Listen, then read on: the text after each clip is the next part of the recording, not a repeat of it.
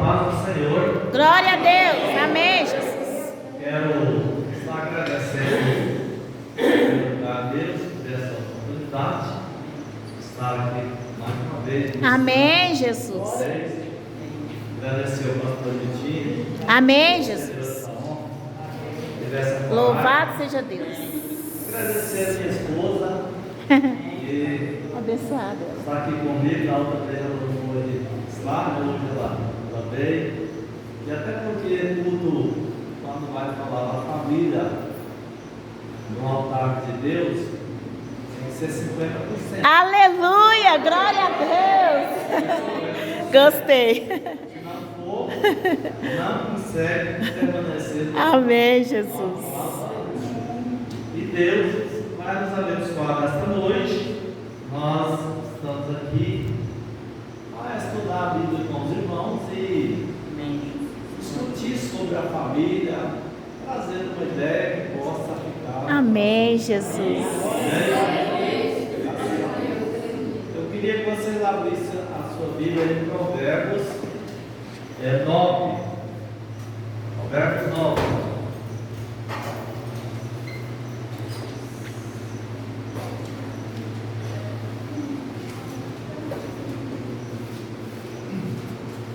Glória a Deus. Aleluia. Graças a Deus. Vamos estar lendo o primeiro versículo do Provérbio 9. E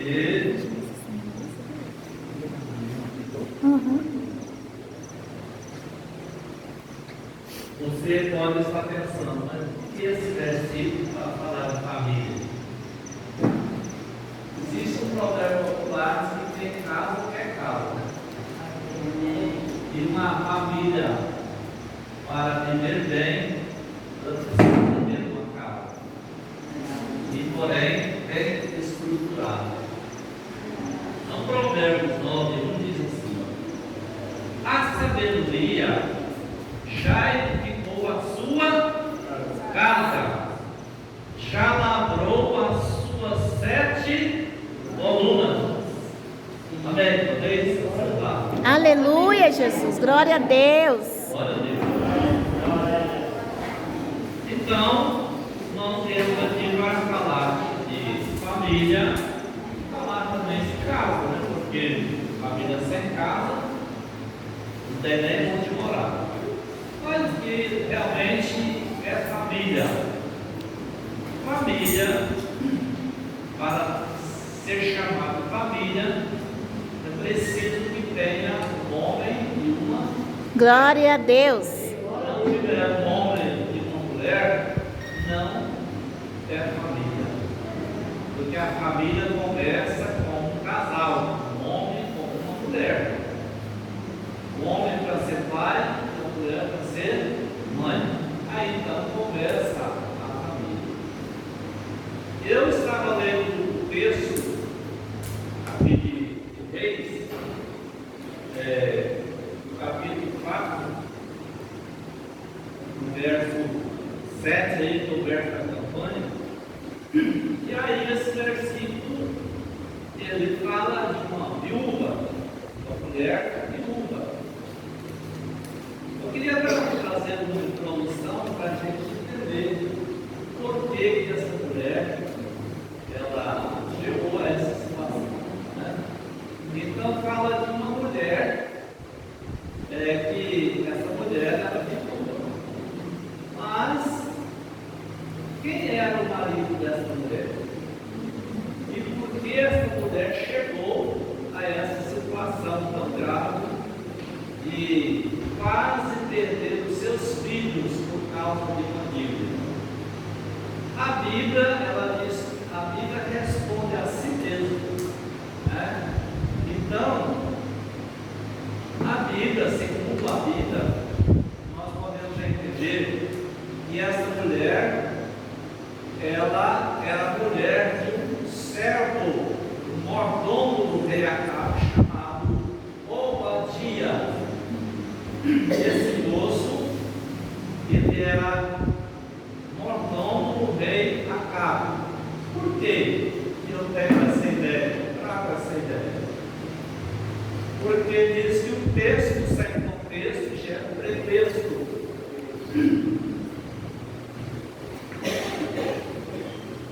Então, a gente usar um texto sem conhecer o contexto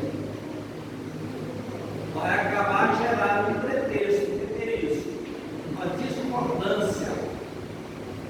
Então, vamos para o contexto dessa história.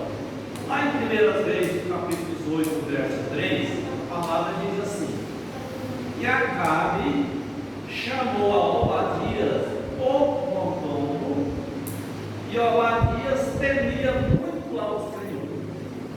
Então aqui já diz que esse moço era mordomo de Acabe. O verso 4, lá do capítulo 18, do 1 Reis, lá diz assim: Porque sucedeu que, destruindo Jezabel os profetas do Senhor, Acabe tomou 100 profetas, ou Obadias tomou 100 profetas, e de 50 em 50 escondeu numa cova, a Bíblia diz uma caverna, e os sustentou com pão e água. Então vamos agora ao contexto da história. Nós sabemos que lá em 1 Reis, no capítulo 18, entra aquela história dos profetas de Baal, e ali, até no capítulo 2 de 2 Reis, o protagonista da história era Elias, era o profeta Elias. Então, a partir do capítulo 2 de 2 Reis, é que Eliseu entra na história. Então, Jezabel, ela já tinha uma mágoa com Elias e com Eliseu, mas como Elias já tinha sido arrebatado, então fica a mágoa de Jezabel só em cima de Eliseu. Por que essa mágoa?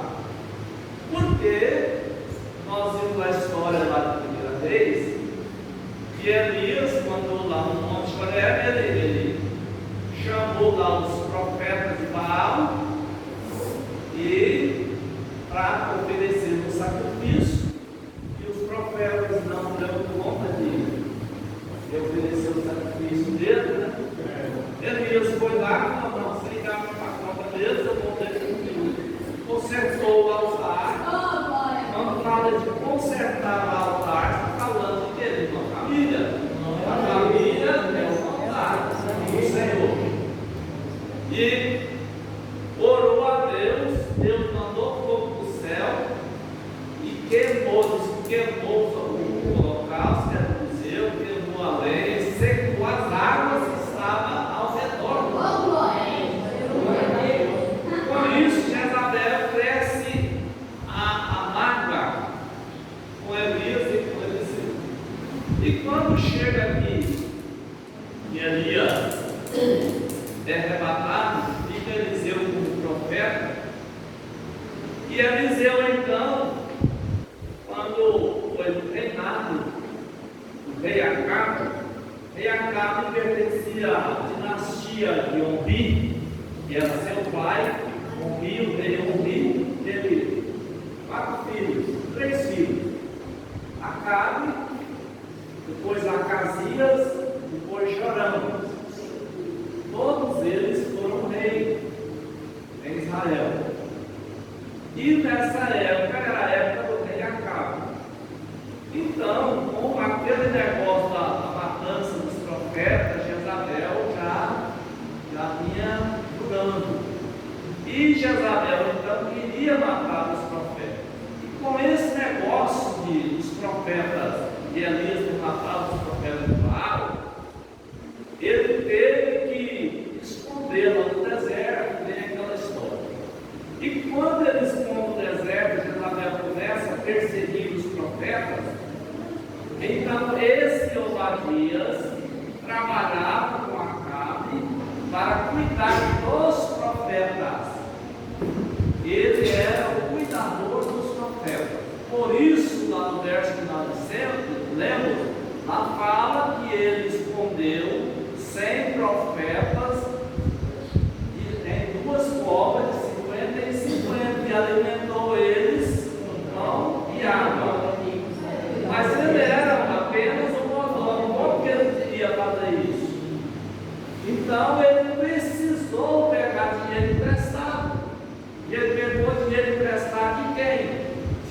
grande historiador do primeiro século, chamado Flávio José, ele fala na sua literatura que Eliseu pegou dinheiro emprestado com Jorão, que era irmão de Acabe.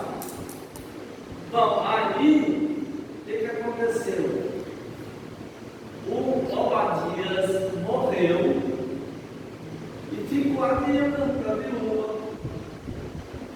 Aí, Jorão queria pegar os filhos da viúva para ser escravo e pagar a dívida. E naquela época, segundo a lei de Israel, não era errado. Era justo que, se alguém entendesse e não desse conta de pagar a dívida, o acreedor poderia ir lá e pegar toda a família como escravo para pagar a dívida. Isso aconteceu. Então, foi por isso que aqui começa no versículo, no capítulo 4, dizendo assim: e as mulheres dos filhos dos profetas chamou Eliseu, dizendo: meu marido, teu servo, morreu, e tu sabes que o teu servo temia ao Senhor, e veio o credor a levar-me os meus 2 filhos para serem escravos. Entendeu agora? Porque chegou nesse profeta, verso 7 aí. Então ela foi e clamou a pessoa certa. Ela clamou a pessoa certa.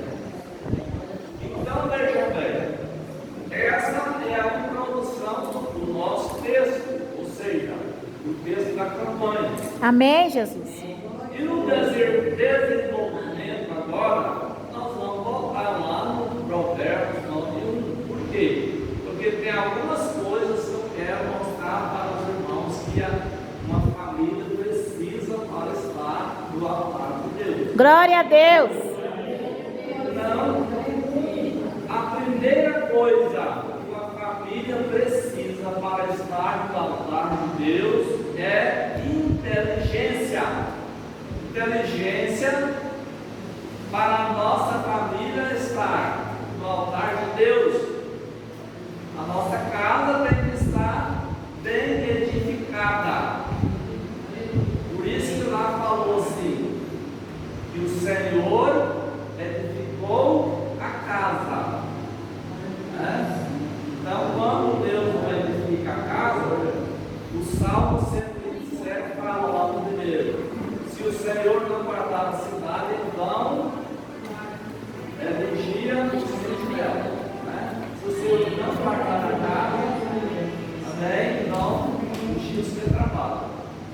Então, a primeira coisa é a inteligência. Por que Provérbios 24:3 diz assim: com sabedoria se edifica a casa, e com a inteligência ela se firma.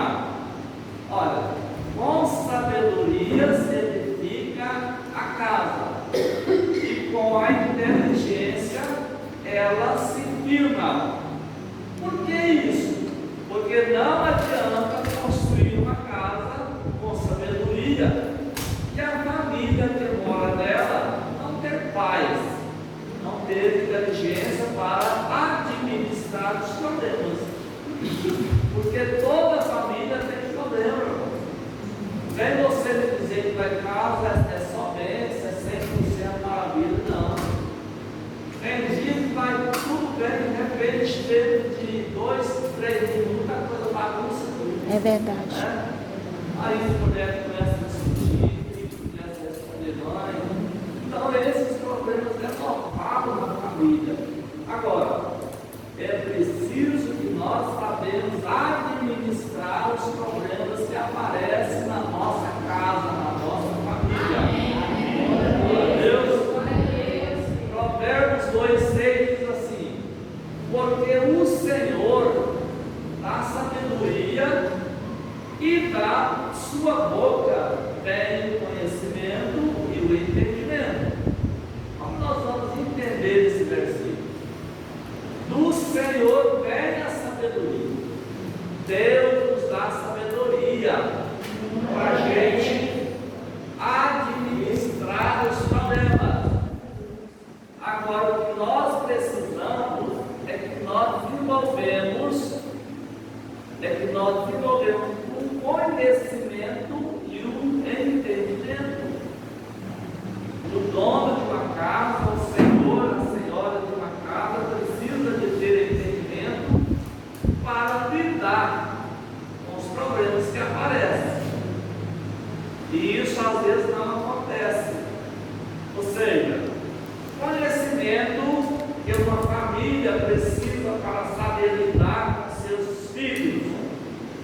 E o entendimento que uma família precisa é de entender a necessidade de cada um dos membros da sua família. E isso vem de onde? Do homem e da mulher, do pai e da mãe. Porque ninguém vai se atrever de entrar na sua casa, na sua família, para corrigir o seu filho. Isso vai depender de quem? Do pai e da mãe.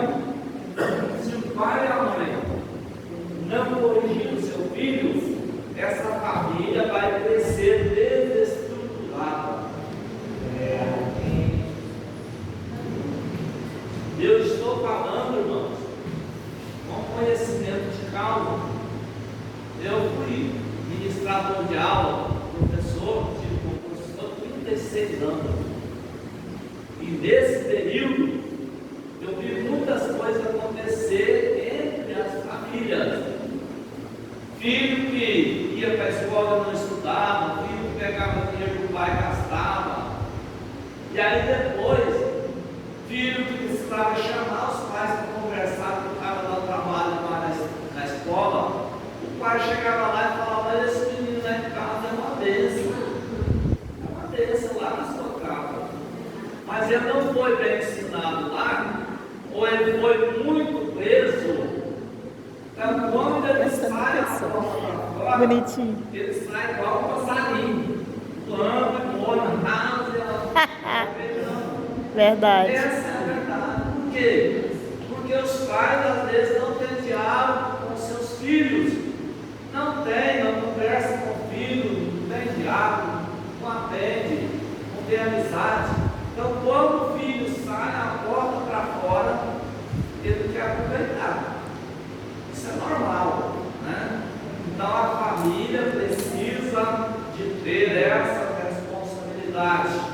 O que Timóteo fala lá em 1 Timóteo 5, 8? Lá diz assim, olha: mas se alguém não tem cuidado dos seus, e principalmente dos da sua família, negou a fé e é pior do que o infiel. Você pai, você mãe, eu pai, minha esposa mãe. Eu não tenho mais filho pequeno. Minha caçula está com 50 anos. Mas imagina. Não parece. Vocês não parecem. Vocês já estão novos. Se nós não cuidarmos dos nossos filhos, a nossa família, meu filho é minha família. Aqui Tiago está falando para nós crentes. Não está falando para pessoa que não conhece a palavra, não. Para nós conhecemos a palavra. Olha, mas se alguém não tem cuidado dos seus, principalmente dos da sua família, negou a fé e é pior do que o infiel. É muito pesado a palavra, né? Mas é a Bíblia que está falando. Eu creio. Então a Bíblia, ela nos ensina a levar essa família para o altar de Deus. Às vezes é nós que não queremos levar. A segunda coisa é ter Deus no centro da família. Família que não tem Deus no centro da sua vida, essa família não dá conta de estruturar, não dá conta de ir para frente. O que nós precisamos, somos dependentes de Deus 24 horas. Ninguém vive. Glória a Deus, é verdade. Porque Ele está no controle de todas as coisas. Eu posso sair do controle da minha família, mas Deus tem o controle de tudo. Então nós precisamos ter Deus no centro da família. Mas como eu posso fazer isso? Questionamento: como eu posso fazer isso? Ensinando os filhos a ler a palavra, a orar, a ir para a igreja, reconhecer e adorar a Deus como Criador de todas as coisas. É assim que eu coloco Deus na minha família. É assim que eu consigo levar a minha família para diante do altar de Deus.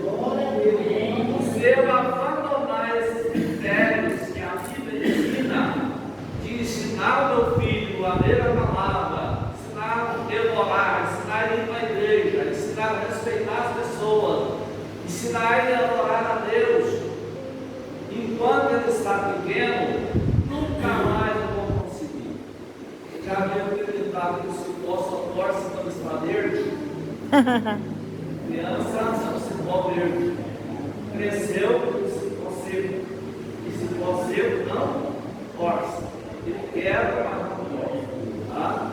Então nós precisamos de fazer isso com a nossa família. Isso é verdade. O que tem impedido isso é chamar tecnologia.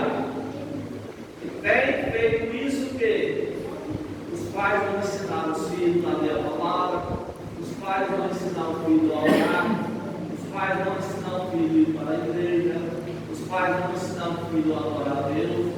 Tecnologia. Por quê? Porque o seu filho, quando começa a ler, ao invés de comprar, são os pais modernos. Eu sei que aqui são pais já experientes. Os pais modernos, os pais tecnológicos. Quando o filho começa a ler, ao invés de comprar uma Bíblia e dar de presente, ele compra um celular. É verdade. Essa é a verdade. É desse jeito.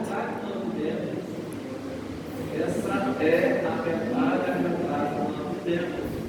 Eu coloquei aqui, ó, minhas palavras, não são palavras da Bíblia, as palavras como escrevendo. Muitas pessoas têm na parede do seu quarto com televisão e consigo celular.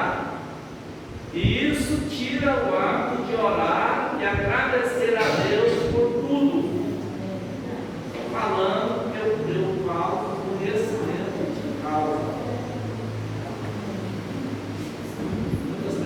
Tem na parede do quarto, no seu quarto, um televisor e um celular na mão. E eu tenho que posso estar dando na televisão e trabalhando com ele, conversando lá fora, escutando televisão e conversando aqui no celular. Você acha que a pessoa está numa condição dessa, está lembrando de Deus? Será que ele, ao ir para o quarto deitar, será que ele agradeceu pelo dia de vida que o Senhor deu para ele, pelo alimento, pelo livramento, pela saúde, por tudo aquilo que Deus fez na vida dele? Você acha que ele é doido fazer isso? Não, porque a tecnologia está tirando isso da sua vida. Então vejam bem, o Salmo 127, verso 1 diz assim: se o Senhor não edificar a casa, em vão trabalham os que edificam. Verso 2: inútil será levantar de madrugada, repousar tarde, comer o pão de dores. Lá no versículo continua: porque o Senhor nos dará um sono. À noite para dormir, não é para trabalhar até tarde, nem para olhar televisão, nem celular. O verso 3 diz assim: eles, seus filhos, são herança do Senhor. Agora vejam bem, quando você recebe uma herança, eu acredito que aqui alguém já tem recebido, né? Eu não recebi herança, porque eu fui criado igual filho perdido. Então, quem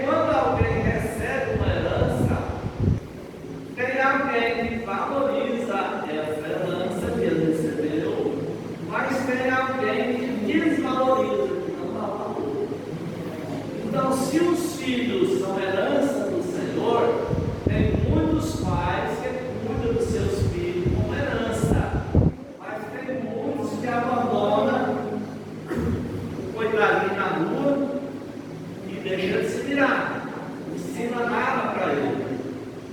Logicamente, essa pessoa no futuro vai ser uma pessoa que vai ter dificuldade para se relacionar, porque não teve nenhuma experiência com os pais, nenhuma experiência de vivência. Então, a família, para estar do altar de Deus, ela tem que começar dentro de casa. Não deixa para começar depois de 18 anos, não vai conseguir. Terceira coisa, a obediência à palavra de Deus. Quem não obedece à palavra é porque não respeita quem está falando. Não é verdade? Se tem alguém falando com você e você não está dando nem a moral, você não está respeitando a pessoa que está conversando com você. Seja pai, seja mãe, seja amigo, seja vizinho, seja quem for. Então, se nós não respeitamos a palavra de Deus, nós não valorizamos essa palavra, nós não respeitamos quem ditou essa palavra. E diz que a palavra de Deus está somente escrita, mas ela é a palavra de Deus. Glória a Deus. Por isso nós precisamos de respeitar essa palavra. Então, Isaías 59:2 diz assim: mas as vossas iniquidades faz divisão entre vós e o vosso Deus, e os vossos pecados encobrem o seu rosto de vós, para que não os ouça. Aqui tem duas palavras interessantes: a iniquidade e pecado. Mas iniquidade não é pecado? É porque falou da iniquidade e falou do pecado. Então vou explicar o que é uma e o que é a outra. O que é a iniquidade? As vossas iniquidades. As vossas iniquidades se refere ao pecado praticado por alguém que tem um comportamento contrário à moral, à religião, à justiça e à igualdade social. Então, a pessoa que não presta essas coisas, ele está cometendo uma iniquidade diante de Deus. E pecado, os vossos pecados, se refere à desobediência a uma regra religiosa. Por exemplo, como uma heresia, uma blasfêmia, uma profanação, uma perversão, uma transgressão, uma violação. Isso impede Deus de nos ouvir. Quando eu estou violando a palavra, estou impedindo Deus, impedindo a voz de Deus chegar até mim, Deus me ouvir. Quando eu estou transmitindo a palavra, a mesma coisa. Quando estou pervertendo a palavra, estou cometendo um pecado que pega a ouvir a voz de Deus. O que é isso? Perverter. É pegar a palavra contrário que ela é. Estou pervertendo o que é verdade, transformando sem mentira. Isso é pecado. Então, nós precisamos ter esse cuidado. Quarta coisa, é o temor do Senhor. O que é o temor do Senhor? Isso faz a pessoa se comportar tanto perto como longe da família, tanto dentro como fora da igreja. O temor do Senhor diz que é o princípio da sabedoria. A Bíblia fala isso. Então, a pessoa que tem temor do Senhor, tem temor da palavra, ele é um bom esposo dentro de casa, fora, no trabalho, lá em Goiânia, em São Paulo. Ele pode passar 30 dias fora de casa, porque ele é fiel, ele é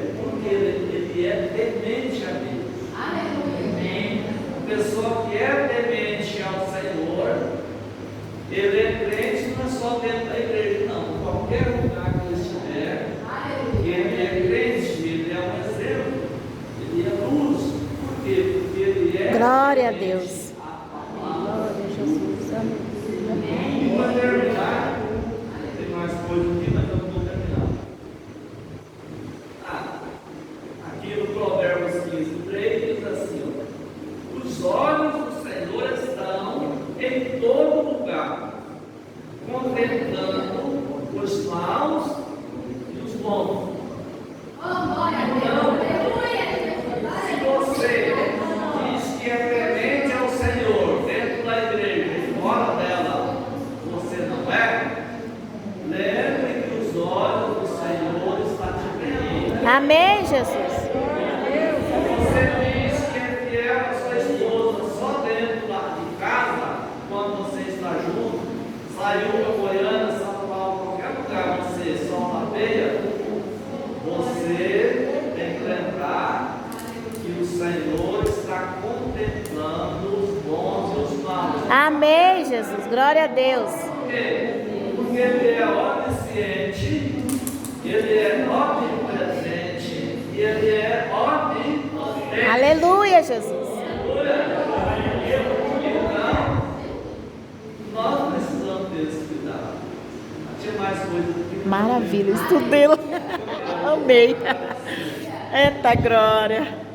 Essa é a igreja e ele tem que ser orando por nós.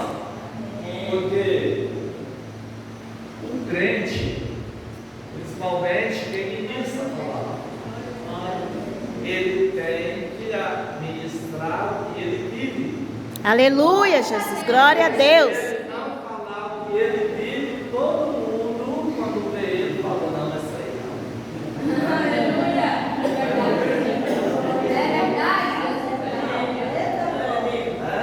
Amém, Jesus.